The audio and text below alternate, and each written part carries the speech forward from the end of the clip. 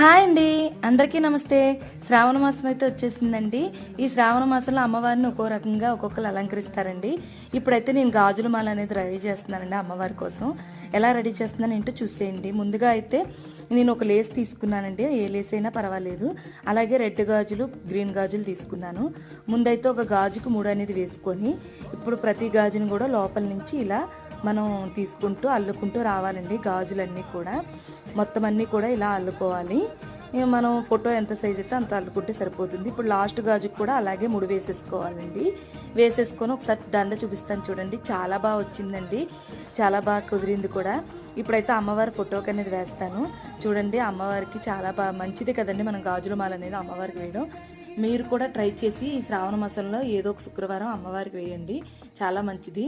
నా వీడియోస్ మీకు నచ్చినట్టయితే నా ఛానల్ని మీరు లైక్ చేయండి, షేర్ చేయండి, సబ్స్క్రైబ్ చేసుకోండి. Thank you for watching.